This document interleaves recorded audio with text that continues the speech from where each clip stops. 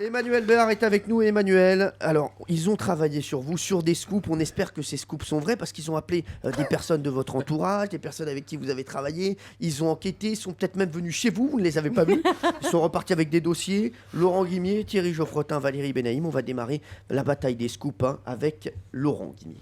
Alors moi, c'est l'histoire d'un formidable apéro surprise. On est au milieu des années 80, en plein été. Vous vous reposez dans votre maison du Luberon à Beaugneux. Vrai.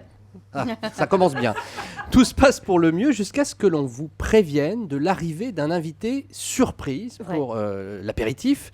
Et c'est pas n'importe quel invité surprise, puisqu'il s'agit du président de la République, François Mitterrand, qui serait en route pour venir boire l'apéritif chez vous. Alors, le temps de vérifier que l'information est exacte, vous envoyez votre frère acheter... Non, rien du tout, moi je vous le dis, exactement. Il arrive, on a 10 minutes, on n'a rien à boire et on n'a rien à manger. Non. Donc mon frère, qui à l'époque a 13 ans, file chez un monsieur qui était juste... et qui lui donne du martini, non, pas du tout, l'épicier, il n'y a pas d'épicerie, qui lui donne du martini, du Cinzano et des tucs. Non, il adorait les tucs.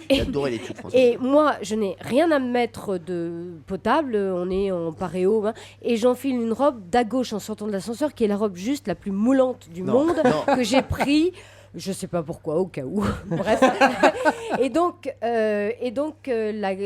voilà, je suis déguisée en cagole et on a des tucs et du Sanzano martini pour accueillir François. Et le président de la République débarque. Et là, heureusement, j'avais ramené les pizzas, les gars. Alors en fait, il se rendait à Avignon et puis chez Jack Lang, qui a aussi une maison à Beaugneux, et puis donc il a fait un petit crochet par chez vous. Et c'est vrai. Et vous imaginez ça reste un bon souvenir pour vous ou pas? Oui, la robe moulante a dû lui plaire. Oui, il n'a pas pris de Cinzano de martini, ni des tucs, donc... Quoi, il n'a rien pris? Non, il a voulu de l'eau. On n'en avait pas, on a fait semblant, on avait rempli une boue, enfin bref.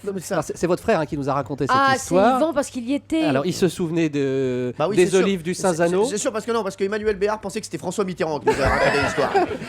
Mais il paraît que vous lui aviez glissé à l'époque que vous auriez bien aimé être présidente de la République. En tout cas, c'est le souvenir qu'a votre frère de la discussion que vous avez eue avec le président. N'importe quoi, mais mes frères sont complètement mythos. nous, on les croit, en tout cas. Allez, très très bonne info, en tout cas, de Laurent Guimier. C'était pas mal ça, Emmanuel. C'était vrai. Voilà, c'était vrai. Allez, Thierry Geoffrotin. Alors, s'il s'agissait d'une histoire de Pierre Bellemare, le titre en serait Sauver des voleurs par le justicier de l'extrême. C'est pas mal comme titre, non? Mais je trouve. Alors, si vous empiétez. Oh là, bon, alors, je viens au fait. Il va pas aimer ça. Je le connais. Il peut vous mettre un coup de moustache. Nous sommes à la fin des années 1980, Emmanuel, et vous passez une soirée tranquillement dans votre appartement parisien avec votre grand-mère et votre petit frère. Vrai. Et vous, merci, ça me fait plaisir. Et vous décidez d'aller vous coucher. Et finalement, vous redescendez affolé. Vous avez aperçu au moins deux cambrioleurs sur la terrasse. Votre grand-mère vous dit « Pas de problème, j'ai un pistolet ». Bon, vous n'osez pas monter. Et vous appelez alors votre mari de l'époque, Daniel Auteuil, qui est en tournage loin de Paris et qui dit « T'en fais pas, je t'envoie quelqu'un. Un ami va venir t'aider en urgence ». Alors les minutes sont longues, finalement on sonne à la porte, vous ouvrez et vous tombez nez à nez avec Dave.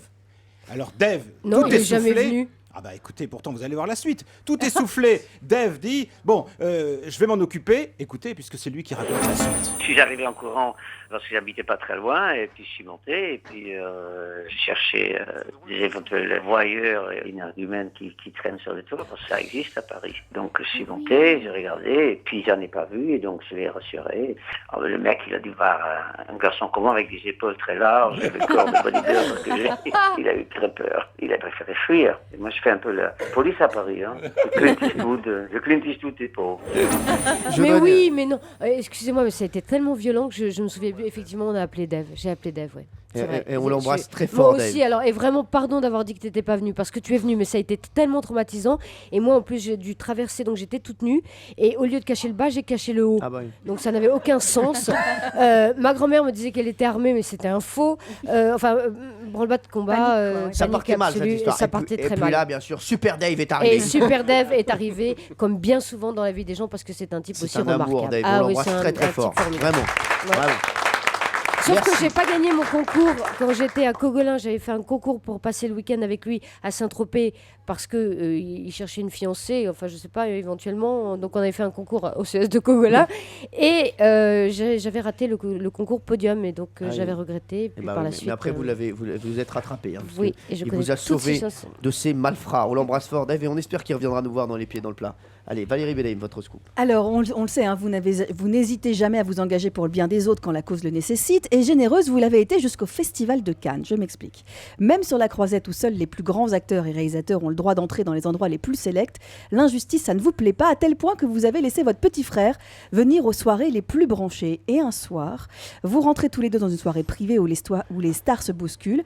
Vous êtes sur la liste des invités, évidemment, mais pas un groupe d'une vingtaine de personnes, des personnes lambda qui attendent devant le club et qui ne peuvent pas rentrer et qui sont désespérés, qui aimeraient bien. Et alors vous décidez de faire croire aux vigiles qu'ils sont avec vous, les 20 personnes qui attendent comme ça, et que vous rentrerez tous ensemble, sinon vous ne rentrez pas dans la soirée. Vous êtes avec votre frère, alors les vigiles ils se disent bon, quand même c'est bizarre, elle vient avec 20 personnes, c'est beaucoup, ils sont pas sur la liste, mais en même temps c'est Emmanuel Béard, qu'est-ce qu'on fait? Ils hésitent, et ils finissent par accepter, et voilà comment vous avez permis à un groupe d'inconnus de côtoyer de très très près les plus grandes stars du cinéma, juste pour le plaisir de faire plaisir. Ouais, C'est joli ça. c'est vrai. C'est beau ça. C'est votre frère Mikis qui a raconté. C'est Mikis, oui. Oui, ils sont pas tous mythos, mais il y en a qui le sont. Alors, Pierre Bellemare, qui avait la meilleure histoire? Les trois sont bonnes, hein, vraiment. Voilà, le grand problème, je vais vous dire, c'est que les trois sont excellentes. Ah. Voilà. Alors, on ne peut pas faire des ex-aequo? Alors, jamais. Ici, il n'y a pas d'ex-aequo. Ici, Ah non. ici C'est terrible. moi, j'ai une préférence. Allez-y, dites-moi. Je peux vous le dire? Oui, allez-y. C'est l'histoire. Non, moi, je pense que c'est l'histoire avec. Oui, Mitterrand. Mitterrand, elle est pas mal. Ah, oui, mais enfin, celle des 20 invités également chez les stars, c'est assez. Vraiment... Bon, alors, mais c'est vous qui Non, prenez la c'était décision. drôle parce qu'ils se sont bien éclatés en plus. Je vous Ils dis, étaient, Moi, je vais quand même prendre les 20 invités chez Non, mais les je vous dis, stars. décidez seul. Au bac, vous serez tout seul contre votre copine. Non, Hanouna, parce que il c'est sera très... pas là. Non, parce que je trouve, on connaît sa générosité et je trouve que ça, c'est c'est un très bel bien. exemple de Emblématique, générosité. Eh bien, donc, une fois de plus, c'est Valérie Benaïm qui gagne la bataille des scoops. Allez, on Et passe donc, tout. elle repart avec la truite enchantée. Elle repart avec tout, Valérie Benaïm. D'ailleurs, elle repart complètement. Elle repart tout court, voilà.